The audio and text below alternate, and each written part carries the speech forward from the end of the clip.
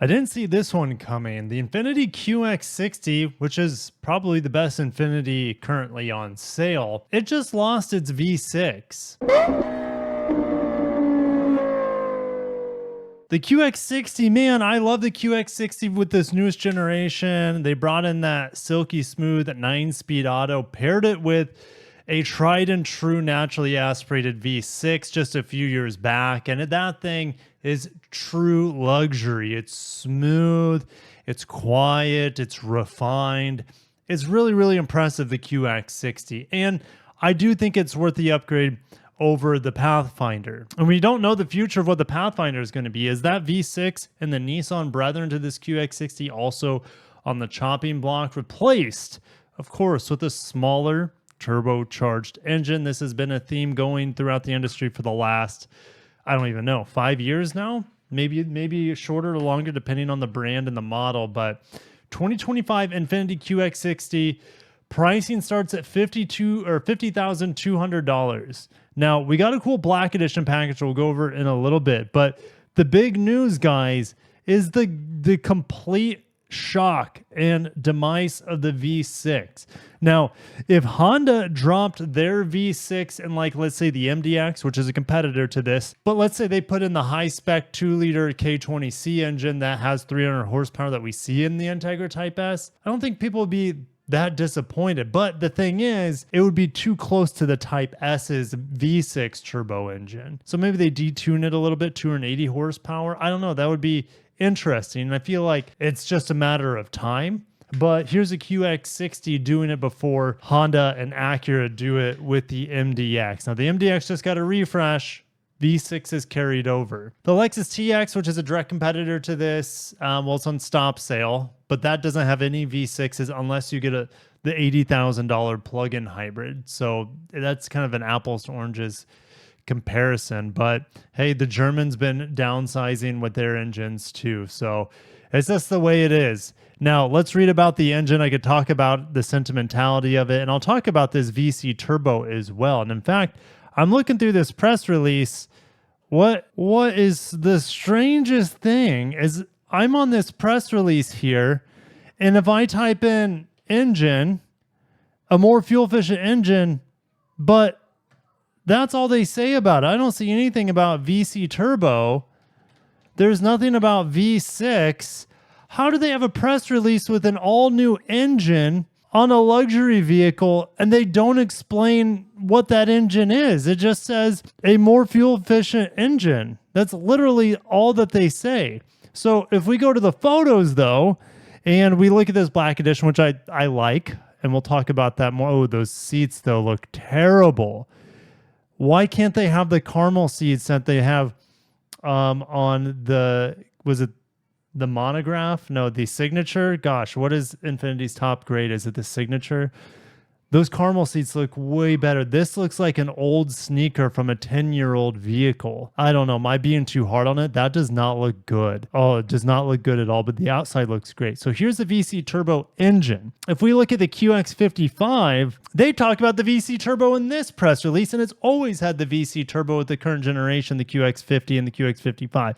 As a 2-liter, variable compression, that's what VC stands for, and obviously it's turbocharged. 268 horsepower, 280 pound-feet of torque. That is the exact numbers I expect to see in the QX60 as well. You want salmon? Salmon's all gone. I gave you salmon. There's no more left. You can have more chicken nuggets. There are chicken nuggets in the bowl on the table. Don't want squeezy. No, you already had a squeezy. Go have the cheese stick. No bars. No bars. You can have cheese stick or chicken nugget. Cheese stick. Had to get some cheese sticks for GG money there. Now, Car and Driver reminds us that the new engine makes 27 fewer horsepower than the nearly 300 horsepower V6. So we're dropping roughly 30 horsepower. But what about torque? We had, what, 286 pound-feet of torque? Which is actually 6 more pound-feet of torque than what we see on the QX50 for what it's worth, but has 16 pound-feet of torque more than the outgoing V6. All right, so with the numbers on the side, so more torque, less peak horsepower, 1.5 liter less displacement. We're going from a 3.5 liter V6 to a 2 liter VC turbo. What do I think about the engine? Well, the VC turbo in the QX50 and the QX55, I've also driven it in the SR Ultima. Rest in peace, Ultima, right? It's on borrowed time at this point, but I really like the engine. It is super smooth. Now, I've only driven that engine with the CVT. Is this getting a CVT? No, this gets a 9-speed automatic. We have not seen the VC turbo with a 9-speed auto. And I was wondering, I'm like, shoot, does the VC turbo even work? Does it even work with a traditional transmission? Does it have to be with a CVT? And now we have the answer is absolutely it can be plugged in with a traditional automatic transmission. We have the 9-speed auto here reprising its role. Thank God. I'm okay with this V6 dying. It's inevitable at this point, unfortunately, due to emissions regulations. V6s and V8s are all dying for turbocharged 4 cylinders.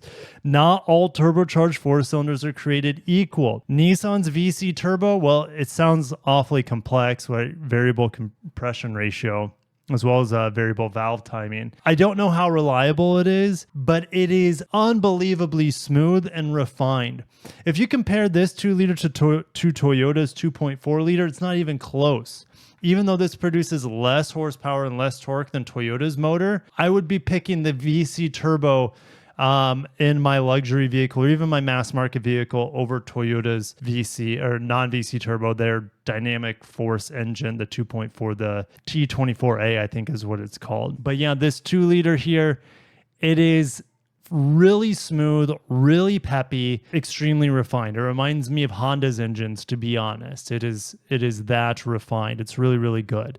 Now, I can't wait to see what it's like paired with the 9-speed automatic. That's going to be a lot of fun to see here. And it's just unfortunate because as much as I like the design of the QX50 and the QX55, the smaller brothers to this vehicle, they're hampered by the CVT. And I thought, hey, like I said, maybe the VC turbo can only be paired with the CVT because that's all we've ever seen. But the fact is it can be paired with any transmission, pretty much like any engine, right? So yeah, it's just unfortunate that the QX50 and 55 do not get the 9-speed auto that the QX60 does, because if they did, I could easily recommend them. I don't know over a lot of the competition, but right up there with a lot of the competition.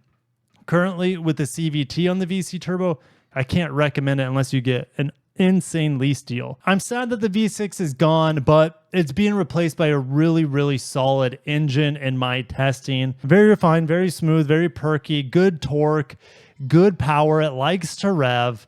And this black edition from the outside looks pretty cool. I like the black wheels. I like the black garnish on the grill here. That's something the QX60 didn't. It just, it's a lot of chrome and it doesn't look bad on the vehicle. But what did look bad, if I find the rear exhaust, when they brought out this vehicle and the rear exhaust had chrome, even though it's not real exhaust, it's fake exhaust and it was chrome, these blacked out look so much better. And I think you guys would agree. So QX60, no, I'm not going to go over the entire press release. I've already covered the most important piece here. We have the black edition, which looks great on the outside as long as you can handle that ugly, fully blacked out monotone interior.